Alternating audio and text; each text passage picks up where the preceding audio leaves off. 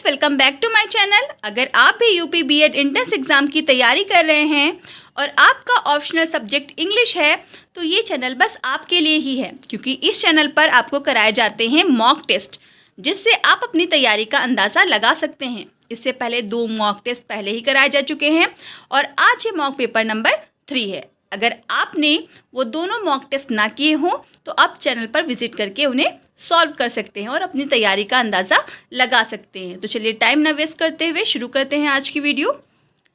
Question number 51 से लेकर 55 तक जितने भी क्वेश्चंस हैं वो fill in the blanks based हैं। तो देखते हैं क्वेश्चन नंबर 51 क्या है। क्वेश्चन नंबर 51 है there is water in the bottle, और ब्रैकेट में आपको दिया गया है हार्डली एनी, यानी बहुत ही कम। देखिए लिटिल मीन्स क्या होता है। लिटिल, आ लिटिल और द लिटिल का यूज़ कहाँ होता है। लिटिल, आ लिटिल और द लिटिल का यूज़ अनकाउंटेबल नाउन के साथ होता है, यानी ऐसे नाउन के साथ होता है जिसको गिना नहीं जा सकता। देखिए वाटर है तो वाटर को तो हम गिन नहीं सकते हैं ना, उसकी मात्रा बता सकते हैं, इसीलिए इनका यूज़ हुआ है। अब आपसे पूछा जा रहा है इन तीनों में क्या डिफरेंस है। देखिए जो लिटिल है, लिटिल का मतलब होता है इतना कम कि काम नहीं चलाया जा सकता, यानी बहुत ही कम। आ लिटिल का मतलब होता है इतना कम कि काम चलाया जा सकता है, और द लिटिल का मतलब है जो कुछ भी है थोड़ा, यानी जो थोड़ा है वो सब कुछ। ठीक, इसमें आपको क्या इंडिकेशन दिया गया है, हार्डली एनी, यानी बहुत ही कम। तो बहुत ही कम कौन सा ऑप्शन है, लिटिल, यानी खाली जो हमारा लिटिल है वो हमारा आंसर जो है वो राइट है। यानी वो कहना ये चाहता है कि बोतल में इतना कम पानी है कि काम नहीं चल सकता है, तो इसलिए जो हमारा आंसर है वो कौन सा राइट होगा, लिटिल वाला। अगर काम चल सकता तो ये वाला होता, अगर जितना भी उनके पास था वो सब कुछ की बात कर रहे होते तो ये वाला चलता। Question number 52, Rabindranath Tagore a number of short stories. आप देख सकते हैं इसमें हमें क्या ऑप्शन दिया गया, यानी क्या भरना है, राइट की सही फॉर्म भरनी है। ऑप्शन हमारे सामने दिए गए हैं हैड, राइट, तो ये तो वैसे ही रॉन्ग हो गया, क्योंकि हैड के साथ राइट थोड़ी ना लगता, थर्ड फॉर्म लगती है ना, रिटन होता, तो ये तो अपने आप ही गलत हो गया। रिटन है, रिटन हमारी थर्ड फॉर्म दी है, तो हम चेक कर लेंगे सेंटेंस में क्या कहीं हमारा हैज़, हैव, हैड या विल हैव, शैल हैव दिया है, नहीं दिया है, तो थर्ड फॉर्म अकेली तो आ नहीं सकती, तो ये भी गलत है। अब बचा हमारे सामने सी, राइट, और डी ऑप्शन है हैज़ रिटन। तो हमारा जो राइट ऑप्शन होगा वो क्या होगा, हैज़ रिटन होगा। क्यों होगा हैज़ रिटन, इसलिए देखिए सेंटेंस पूछा जा रहा है Rabindranath Tagore a number of short stories. Rabindranath Tagore ने बहुत सारी शॉर्ट स्टोरीज लिखी हैं। कौन सा टेंस शो कर रहा है, प्रेजेंट परफेक्ट शो कर रहा है ना, और प्रेजेंट परफेक्ट में क्या लगता है, हैज़ के साथ थर्ड फॉर्म लगता है, इसीलिए जो हमारा राइट आंसर है वो कौन सा है, डी है, has written. Question number 53, the plane for Indira Gandhi international airport at 3 o'clock tomorrow afternoon. Option देख लेते पहले। देखिए सबसे पहले सेंटेंस को ध्यान से देखिए, इसमें देखिए टाइम इंडिकेटिंग कोई वर्ड दिया गया है, टुमारो आया है ना, टुमारो कब आता है, फ्यूचर में आता है ना, तो पहले हम लोग चेक कर लेंगे विल या शैल तो नहीं दिया है किसी ऑप्शन में। अगर विल या शैल नहीं दिया होगा तब हम दूसरा ऑप्शन चेक करेंगे। सेकंड फॉर्म दिए तो लग ही नहीं सकता, क्योंकि ये तो पास्ट में लगती है ना, पास्ट इंडेफिनिट में, तो ये तो लगेगी नहीं, ये तो पूरी तरह से रॉन्ग हो गया, ए वाला। अब हमारे सामने 3 ऑप्शन है, बी हैड लेफ्ट, ए भी पास्ट में लगता है तो ये भी नहीं लग सकता। अब बचा है सी या डी, विल या शैल तो नहीं दिया, यानी फ्यूचर इंडेफिनिट नहीं दिया। अगर फ्यूचर इंडेफिनिट नहीं दिया तो हो सकता है फिर प्रेजेंट इंडेफिनिट बने, है ना, 2 में बन सकता है फ्यूचर, या तो प्रेजेंट इंडेफिनिट में या फ्यूचर इंडेफिनिट में, तो प्रेजेंट इंडेफिनिट का ही लगेगा। अब लीव लगेगा या लीव्स लगेगा, ये डिपेंड करेगा सब्जेक्ट पे। सब्जेक्ट हमारा क्या है, सब्जेक्ट हमारा लिखा है द प्लेन। अब ये द प्लेन एक है कि एक से ज़्यादा है, एक है ना। अगर सब्जेक्ट हमारा सिंगुलर होता है तो वर्ब की फर्स्ट फॉर्म में एस या एस लगता है, तो हमारी कौन सा ऑप्शन सही हो जाएगा, हमारा जो राइट ऑप्शन हो जाएगा वो हो जाएगा सी, क्योंकि वर्ब की फर्स्ट फॉर्म में इसमें एस लगा हुआ है।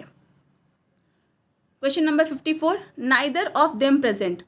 ऑप्शन आपके सामने दिए गए हैं आर, इज, हैड या बीइंग। बीइंग तो किसी भी एंगल से सही नहीं है, तो ये तो रॉन्ग हो गया, यानी जो हमारा राइट आंसर है वो या तो हैड है या इज है या फिर आर है। और क्वेश्चन को दोबारा से देखते हैं, लिखा है नाइदर ऑफ देम। ध्यान रखिए जो नाइदर ऑफ है, नाइदर ऑफ या आइदर ऑफ, ये अपने साथ प्लूरल नाउन लेता है, प्लूरल नाउन या फिर प्लूरल प्रोनाउन, है ना।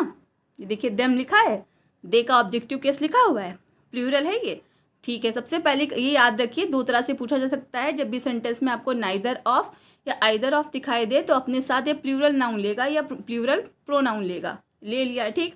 लेकिन एक बात खास ये है, ये अपने साथ प्रोनाउन, ये नाउन तो प्लूरल लेता है लेकिन अपने साथ वर्ब सिंगुलर लेता है। तो अब हम चेक करेंगे किस ऑप्शन में सिंगुलर वर्ब आई है। आर आया है तो ये तो रॉन्ग हो गया। इज आया, देखिए इज ही हमारी सिंगुलर वर्ब है, इसलिए ये वाला ऑप्शन जो हमारा होगा वो राइट होगा। यानी आंसर हमारा इस तरह से होगा, neither of them is present. Neither of अपने साथ लेगा प्लूरल नाउन और वर्ब लेगा सिंगुलर, इसलिए जो हमारा राइट आंसर है वो क्या हो जाएगा, is. Question number 55, the principal with his teachers come. Option है वर, ऑप्शन है वर, हैव, इज या आर। ध्यान दीजिए, the principal with his teachers, इस सेंटेंस में देखने वाली बात यह है कि इसमें दो सब्जेक्ट आपको दिखाई दे रहे हैं, एक तो द प्रिंसिपल और दूसरा हिज टीचर्स। और जुड़ा किससे है, ये विद से जुड़ा है। ध्यान रखिए, जब भी दो सब्जेक्ट हमारे विद से जुड़े हों तो जो हमारी जो वर्ब लगेगी वो पहले सब्जेक्ट के अकॉर्डिंग लगेगी। दोबारा से सुनिए, जब दो सब्जेक्ट हमारे विद से जुड़े होंगे तो हमारी जो वर्ब लगेगी वो पहले सब्जेक्ट के अकॉर्डिंग लगेगी। पहला सब्जेक्ट हमारे क्या लिखा, प्रिंसिपल। प्रिंसिपल एक है या एक से ज़्यादा है, एक है ना, यानी हमें कौन सी वर्ब लगानी चाहिए, सिंगुलर लगानी चाहिए। तो वर्ड लिखा है और वर्ब हमारा रॉन्ग हो जाएगा। हैव भी हमारा रॉन्ग हो जाएगा क्योंकि प्लूरल है ना। आर भी हमारा रॉन्ग हो जाएगा। तो हमारा राइट क्या होगा, सी वाला होगा, क्योंकि ये हमारे सिंगुलर वर्ब है और विद आने पर जो पहला सब्जेक्ट होता है उसके अकॉर्डिंग वर्ब लगती है। और पहला सब्जेक्ट हमारा क्या इसमें दिया गया है, प्रिंसिपल दिया गया है, इसलिए यहाँ पे क्या लगेगा, इस लगेगा। क्वेश्चन नंबर 56 से लेकर 58 तक जो क्वेश्चन है वो अपोजिट वर्ड है, यानी आपको जो वर्ड दिया गया उसका अपोजिट ढूंढना है। तो चलिए देखते हैं। पहला जो हमारा है क्वेश्चन नंबर 56 वो है अनकाउथ। अनकाउथ मतलब होता है गंवार, फूहड़। इसको ढूंढना हमें क्या है, ढूंढना है अपोजिट। देख लेते हैं, क्लमसी, क्लमसी मतलब फूहड़ होता है, तो ये तो सिनोनिम हो गया ना। हमें ढूंढना क्या है, अपोजिट ढूंढना है। कल्टिवेटेड, कल्टिवेटेड मतलब होता है सिविलाइज्ड, यानी कि सभ्य। तो हमारा जो सही ऑप्शन है वो क्या हो जाएगा, बी वाला हो जाएगा, यानी हमारा जो राइट आंसर है वो क्या है, बी है। तीसरा देखते हैं सुपरसीलियस। सुपरसीलियस मतलब होता है घमंडी, अहंकारी। तो इसका हमें एंटोनिम ढूंढना है, स्नॉबिश, मीक एंड हम्बल। देख सकते हैं मीक एंड हम्बल दिखाई दे रहा है। मीक एंड हम्बल मतलब क्या होता है, विनम्र होता है। सुपरसीलियस मतलब क्या होता है, घमंडी होता है। तो उसका अपोजिट हो गया meek and humble. Question number 58, clandestine. Clandestine मतलब होता है गुप्त, यानी छिपा हुआ। तो इसका अपोजिट क्या हो जाएगा, ओपन हो जाएगा। पहले ही ऑप्शन आप देख सकते हैं, है ना। क्लैंडस्टाइन मतलब क्या होता है, गुप्त या छिपा हुआ, और इसका अपोजिट क्या हो जाएगा, ओपन हो जाएगा। क्वेश्चन नंबर 59 से लेकर 61 तक जो क्वेश्चन दिए गए हैं वो क्या है, सिनोनिम्स हैं। पहला देख लीजिए, कॉम्प्लाइंस। कॉम्प्लाइंस मतलब होता है आज्ञाकारी, ठीक। तो इसमें कौन सा ऑप्शन में आज्ञाकारी आ रहा है, ओबीडियंस। ओबीडियंस मतलब होता है आज्ञाकारी, तो हमारा ये सी वाला ऑप्शन है वो राइट हो। क्वेश्चन नंबर 60 है डिस्पैरिटी। डिस्पैरिटी मतलब होता है असमानता, पार्शियलिटी, स्टिंगनेस, इनजस्टिस, इनइक्वालिटी। इनइक्वालिटी मतलब भी क्या होता है, असमानता होती है ना। तो ये वाला ऑप्शन हमारा जो है वो क्या हो जाएगा, राइट हो जाएगा। अगला है हमारा क्वेश्चन डिलीजेंट। डिलीजेंट मतलब होता है हार्ड वर्किंग, यानी परिश्रमी। ऑप्शन दिया गया है इंटेलिजेंट, वाइज, टैलेंटेड या हार्ड वर्किंग। तो बताया डिलीजेंट मीन्स क्या होता है, हार्ड वर्किंग होता है, इसलिए हमारा जो राइट आंसर है वो क्या हो जाएगा, डी। क्वेश्चन नंबर 62 से लेकर 64 तक जो हैं वो किस तरह की क्वेश्चन है, ईडियम्स एंड फ्रेजेस बेस्ड हैं। तो देखते हैं क्वेश्चन नंबर 62 क्या है। क्वेश्चन नंबर 62 में आपको एक ईडियम दी गई है, सैलेड डेज। आपको सैलेड डेज का मीनिंग बताना है। तो इसका जो राइट मीनिंग है वो है days of one's youthful inexperience, यानी किसी भी व्यक्ति के युवा अवस्था के वे दिन जिसमें उसे कोई भी अनुभव ना हो। तो हमारा जो सही ऑप्शन हो जाएगा वो ए ही वाला ही राइट ऑप्शन है। Question number 63। क्वेश्चन नंबर 63 दिया गया है at one's finger tips. At one's finger tips मतलब होता है किसी भी चीज़ के बारे में अच्छे से जानकारी होना। टू टेक रिवेंज, बदला लेना, ये गलत है। मैटर ऑफ शेम, शर्मिंदगी का मामला होना, ये भी गलत है। रेडिली अवेलेबल नॉलेज, तो ये वाला ऑप्शन ही हमारा राइट है, क्योंकि वंस फिंगर टिप्स मीन्स होता है किसी भी चीज़ की फुल नॉलेज होना, कंप्लीट नॉलेज होना, इसलिए सी वाला ऑप्शन हमारा जो है वो राइट है। क्वेश्चन नंबर 64 है to take the bull by horns. To take the bull by horns का मीन्स होता है किसी भी डिफिकल्ट सिचुएशन का बहुत ही बहादुरी से सामना करना। ऑप्शन देख लेते हैं, face a difficulty with less confidence. Less confidence दिया इसलिए रॉन्ग हो जाएगा। रन अवे फ्रॉम डिफिकल्टी, ये भी रॉन्ग है। पुल द बुल्स हॉर्न्स, ये भी रॉन्ग है। फेस अ डिफिकल्टी बोल्डली, यानी किसी भी समस्या का सामना बहुत ही बहादुरी से करना। तो ऑप्शन कौन सा राइट हमारा हो जाएगा? डी वाला। क्वेश्चन नंबर 65 से लेकर 69 तक जो क्वेश्चन है वो एक्टिव पैसिव वॉइस बेस्ड है। तो चलिए देखते हैं इनको। क्वेश्चन नंबर 65 दिया है, someone dealt with the problem by developing a reference test. देखिए, एक्टिव से पैसिव को पहचानने के लिए हमें मेन वर्ब को देखना चाहिए। तो इस जो सेंटेंस लिखा हुआ है इसमें मेन वर्ब हमारी क्या दी गई है? इस सेंटेंस में जो हमारी मेन वर्ब है वो लिखी है डील्ड। डील्ड वर्ब की कौन सी फॉर्म है? सेकेंड फॉर्म है। ध्यान रखिए, जब भी सेंटेंस में हमें सेकेंड फॉर्म दिखाई देगी, पैसिव में हमें क्या दिखाई देना चाहिए? वॉज या वर्ब के साथ वर्ब की थर्ड फॉर्म, वर्ब की थर्ड फॉर्म दिखाई देनी चाहिए। तो जिस भी ऑप्शन में वॉज वर्ब के साथ थर्ड फॉर्म दिखाई देगी वो ऑप्शन ही आपका राइट होगा। आप बिना सॉल्व किए भी उसे पता लगा सकते हैं। तो चलिए ऑप्शन में हम लोग देख लेते हैं। पहला दिया है द प्रॉब्लम हैज़ बीन, तो हैज़ बीन आ रहा ना, वॉज के साथ थर्ड फॉर्म तो दिखाई नहीं दे रही, तो ये रॉन्ग हो जाएगा। उसके बाद दूसरा देखते हैं, द प्रॉब्लम वॉज डील्ड, हाँ ये दिखा, हो सकता है वॉज के साथ थर्ड फॉर्म आई है। और भी चेक कर लेते हैं, हो सकता है कुछ सिमिलर दिया हो। इस डील्ड आया तो ये भी रॉन्ग हो जाएगा ना, क्योंकि वॉज के साथ आना चाहिए था, ये भी रॉन्ग हो गया। अभी बी ऑप्शन हमारे पास बचा है। डी देख लेते हैं, ah reference tense was being, was तो आया लेकिन उसके बाद क्या दे दिया गया है? बीइंग दे दिया गया, तो ये भी रॉन्ग हो गया। यानी जो हमारा राइट आंसर है वो क्या हो जाएगा? वो हो जाएगा बी वाला, क्योंकि इसी में क्या दिया गया है? वॉज के साथ थर्ड फॉर्म दी गई है। क्वेश्चन नंबर 66 है, my mother is preparing some delicious dishes. अभी आपको हमने बताया कि एक्टिव से पैसिव बनाने के लिए हमें क्या देखना चाहिए? वर्ब देखना चाहिए। वर्ब में क्या दिखाई दे रहा है? इसके साथ आईएनजी फॉर्म दिखाई दे रही है। जब भी आपको एक्टिव वॉइस में इस एम आर के साथ आईएनजी फॉर्म दिखाई दे या फिर वॉस वर्ब के साथ आईएनजी फॉर्म दिखाई दे, पैसिव बनाने में आपको इस एम आर या वॉस वर्ब के साथ बिंग दिखाई देगा। यानी अगर इस एम आर के साथ आईएनजी फॉर्म दिखाई दे रही है आपको एक्टिव वॉइस में, तो पैसिव वॉइस में इस एम आर के साथ बिंग दिखाई देगा। तो चलिए देखते हैं कि इसमें इस एम आर के साथ बिंग दिखाई दे रहा है। देखिए ऑप्शन नंबर ए में इस दिया है लेकिन इसमें कहीं बिंग दिखाई दे रहा है? नहीं दिखाई दे रहा है, तो ये भी रॉन्ग हो जाएगा आपका। बी ऑप्शन देखते हैं, माई मदर हैज़ बीन, इसमें तो इज ही नहीं दिखाई दे रहा है, ये भी हमारा रॉन्ग हो गया। सी वाला देखते हैं, माई मदर वॉज प्रिपेयरिंग, इसमें भी आपको देख सकते हैं इस नहीं दिखाई दे रहा है, नहीं रॉन्ग है, इस एम आर में से कुछ भी नहीं दिखाई दे रहा है। डी ऑप्शन देखिए, सम डिलीशियस डिशेज आर बिंग, देखिए आर के साथ इसमें क्या दिखाई दे रहा है? बिंग दिखाई दे रहा है। यानी जो हमारे कॉन्टिन्यूअस टेंस होते हैं पैसिव बनाने में, उन्हें हम क्या करते हैं? इस एम आर या वॉज वर्ब के साथ क्या लगा देंगे? बिंग लगा देंगे।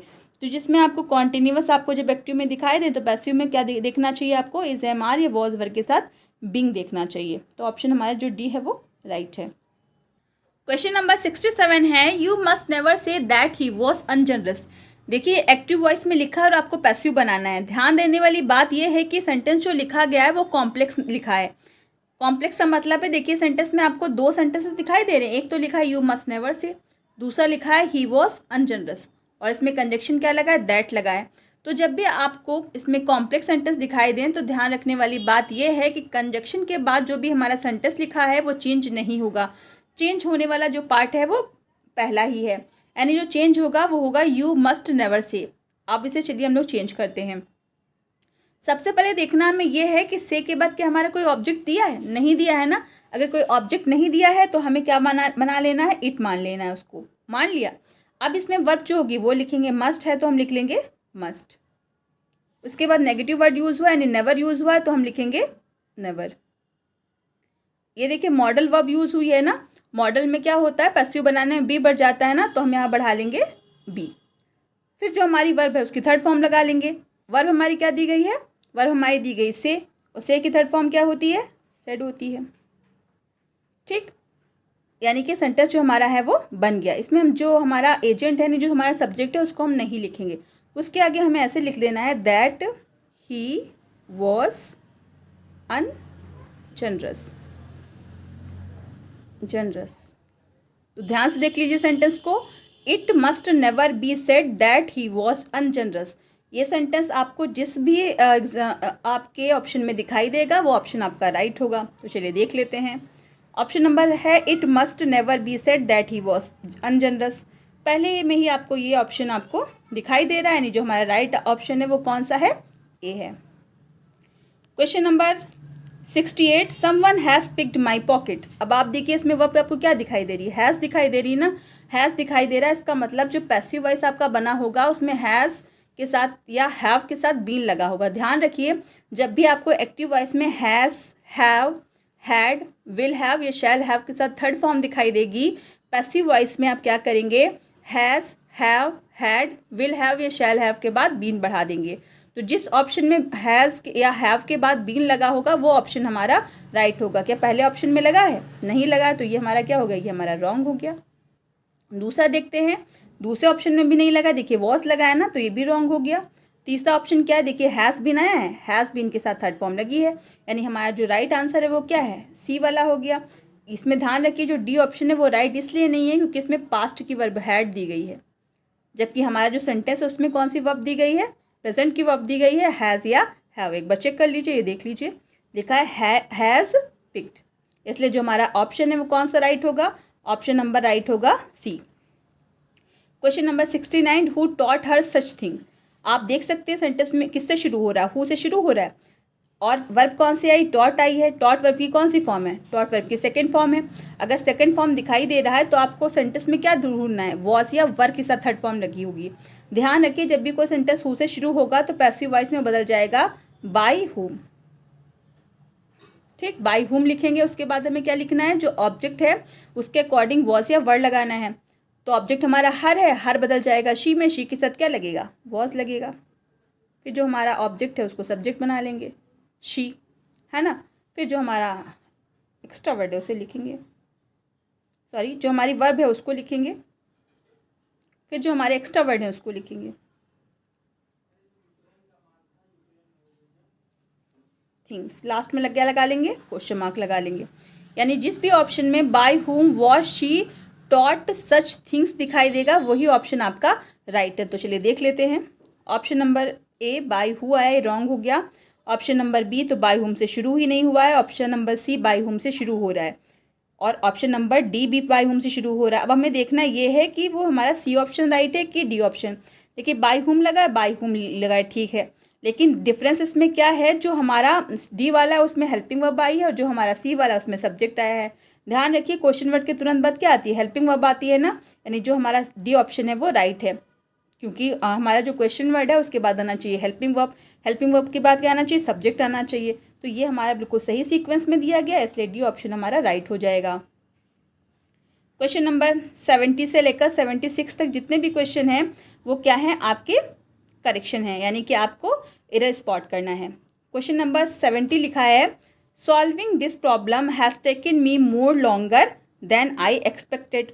तो आप ध्यान से देखिए सेंटेंस में आपको क्या एरर दिखाई दे रहा है, solving this problem has taken me more longer या फिर देन आई एक्सपेक्टेड। इस सेंटेंस में जो आपका ऑप्शन नंबर सी है वो उस भाग में ही आपको एरर दिखाई देना चाहिए। क्यों? क्योंकि देखिए यहाँ कंपैरेटिव डिग्री लगी है, जब एक कंपैरेटिव डिग्री लगी है तो फिर मोर लगाने की क्या ज़रूरत है। तो हमारा दो कंपैरेटिव डिग्री जो होती है वो साथ साथ यूज़ नहीं हो सकती, इसलिए जो हमारा रॉन्ग पार्ट है वो कौन सा है, सी वाला है, क्योंकि यहाँ पर मोर नहीं होना चाहिए। Question number 71, supposing if he misses the train will be come back, no error. इनमें से आपको कौन से पार्ट में एरर दिखाई दे रहा है? ध्यान दीजिए, जब भी सपोजिंग आएगा तो अपने साथ में इफ़ नहीं लेगा, सपोज के साथ कभी भी इफ़ नहीं लेते हैं, ठीक। तो इसलिए जो हमारा एरर पार्ट है वो किस पार्ट में है, ए वाले में। तो हमारा जो सही आंसर है वो क्या हो जाएगा, A. Question number 72, he said that he will not attend the function.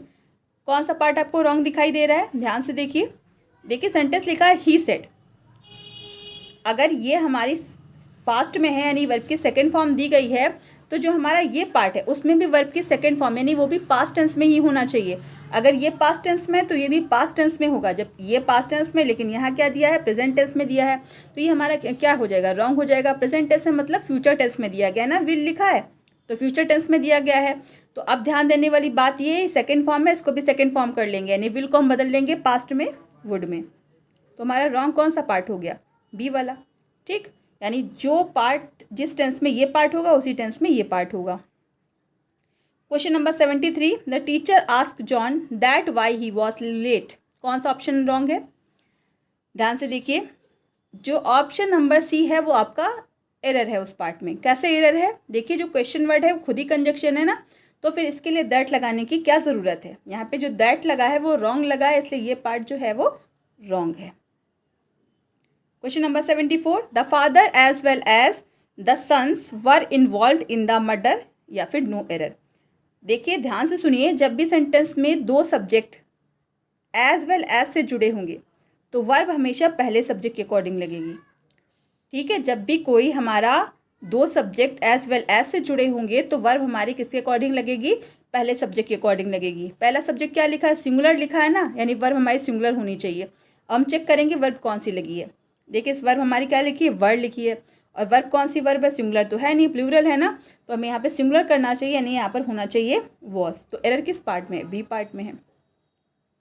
Question number 75, the division of their father's assets proved an apple of discord among the two brothers. यहीं से आप देख लीजिए, इसमें एरर दिखाई दे रहा है। जब दो भाइयों के बीच में बात हो रही है तो फिर अमंग लगाने की क्या ज़रूरत है, यहाँ पर तो बिटवीन लगना चाहिए। जब दो से अधिक लोगों के बीच में बात होगी तो हम लगाएंगे अमंग, लेकिन जब केवल दो ही भाइयों के बीच में बात हो रही है तो यहाँ पे क्या लगना चाहिए, बिटवीन लगना चाहिए। दो लोगों के बीच में बिटवीन लगता है, दो से अधिक के लिए अमंग लगता है। Question number 76, Suresh asked Akbar when could he reach Kanpur. देखिए हमारा डायरेक्ट इनडायरेक्ट पैटर्न पे दिया गया, यानी कॉम्प्लेक्स सेंटेंस दिया है। सुरेश आस्क्ड अकबर, अभी क्या लगा है, क्वेश्चन वर्ड लिखा है। डायरेक्ट इनडायरेक्ट बनाते समय यानी कॉम्प्लेक्स सेंटेंसेस में क्या होता है, जो हमारा क्वेश्चन वर्ड होता है उसके बाद क्या आता है, सब्जेक्ट आता है ना। जबकि ये जो हमारा सेंटेंस लिखा है इसमें क्वेश्चन वर्ड के बाद क्या आ रहा है, वर्ब आ रही है। तो किस पार्ट में एरर हो गया, इस पार्ट में ही एरर है, क्योंकि यहाँ पर क्या होना चाहिए, ही कुड होना चाहिए, ना कि कुड ही होना चाहिए। तो ये पार्ट हमारा क्या था, एरर इस पार्ट में था। ये थी आज की हमारी क्लास। आई होप आप समझ गए होंगे। अगर आपको आज की क्लास अच्छी लगी हो तो प्लीज़ मेरे चैनल को सब्सक्राइब कीजिए, लाइक कीजिए, शेयर करना ना भूलिए। Thank you.